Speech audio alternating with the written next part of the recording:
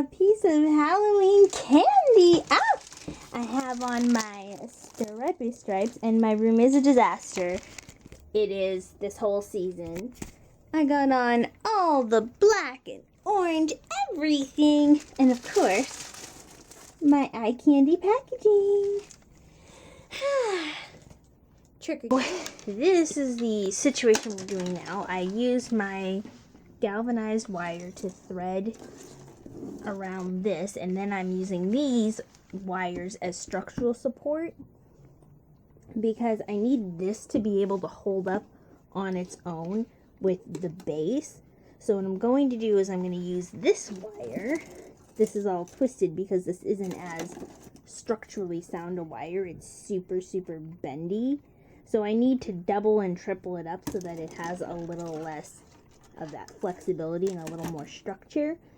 And I'm going to make a few more across, and then starting from about here going down and then making another one here should give me the structural support that I need for this to hold up when it's on my head, because otherwise I don't know what I'm going to do. Welcome. I am Velma Dinkley. Got the freckles, I got the glasses, and I was choosing between this hair or brown hair, but according to the Wikipedia, she has auburn hair, which is kind of a dark red, so I went with this wig. I know that in the real life movies she was a brunette. We're gonna just ignore that. We all ignore those movies, don't we? We do. Okay, doing more dye stuff. These are done. Getting a better sponge definitely helped with this one, and the stripes look good on that one. But today, we are dyeing things. That is what is happening. So all these things here need to be made gray. So I have black dye in here with vinegar and warm water, not hot water. And this, I have the hose there, and I've done this by accident before, where I've used black dye to dye something white gray. And that's what I need done here. I need to dye these a darker purple, and I need to dye these gloves green. So here we go. Not a lot of method to the madness. Just get them in there. It says to wear gloves, but you know, I'm a risk taker. And yes, these are mops. This in there too. So here's what we're doing. Again, I don't want these things black. I want them gray. This one's kind of looking grayish purple. I just want to reiterate, I don't know what I'm doing. I'm just doing. I'm not an expert or a professional. This is not a how-to. I'm just showing you what's up. Like, behind the scenes. It's a mess. Like, that sums it all up. My hair, the situation, this is not the work of a professional. Look, I found this random piece of wood in the garage. This is not, but this one's turning out really nice. I really like that color. Have to do these things although it's turning out, if they just made the stuff that I wanted as is. But can you find gray angel wings? No, they're all pure white. You can buy black feather wings for like demonic stuff. You can sometimes find red colored wings for demons and devils, but gray, no. And green gloves, you would think that would be kind of like witch basic. No, those aren't around either. Purple, not so much. Red, white, and black, super common. You can't even get orange. It's hard to find orange gloves anywhere. And I know if I want to find some esoteric, I'm stuck thing on the internet, I possibly could. but it wouldn't get here in time because everything on eBay and Etsy is like, well, we're going to be there in November, so that's great for costumes for next year, but it doesn't do me any good next week. Does it? Nose. So I have this as a base container because I'm making a prosthetic and I need it to be able to fit over my face, so it needs to have a hollow point, so that's where this is coming in. Cotton balls and liquid latex. Cheapest way to make a prosthetic. Clothes, cleared away anything that is cloth, and I have this in this plastic bowl. This is actually like a hair mixing bowl, but I have liquid latex in there. That's what it looks like. And got the cotton balls at the ready, because what we're gonna do is just dip this in here, and you just gotta coat your cotton ball. I can't wear gloves for this because the liquid latex will just stick to other latex or nitrils.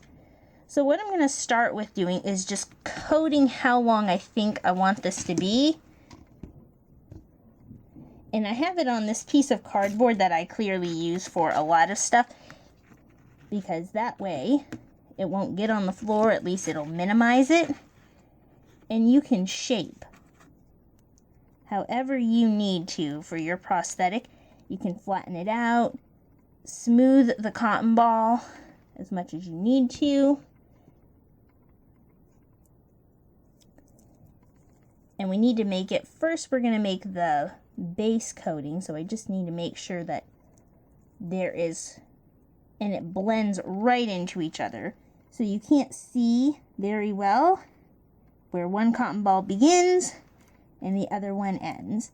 And you just want to make it like that all the way around, just by pushing out and smoothing it. And once they come together and dry, you don't have to worry about that. So I'm just going to keep doing this. I can add liquid latex later, but it dries. As soon as it hits the air, it starts to dry. I have a little molding time, but you see it already starts to dry on itself. And so rather than pouring a whole bunch in and then not having anywhere to go with that, we're just going to start with this. I don't know if I mentioned that this is a little slippery because I put Vaseline on it. That way I can actually take the prosthetic off of it. So I'm just going to keep doing that for a little while here.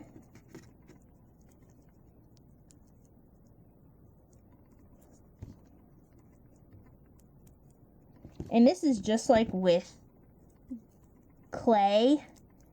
You kind of got to keep it wet to keep everything together. It doesn't have to look like a nose at the beginning, because it's definitely not going to. It just needs to be able to have a shape.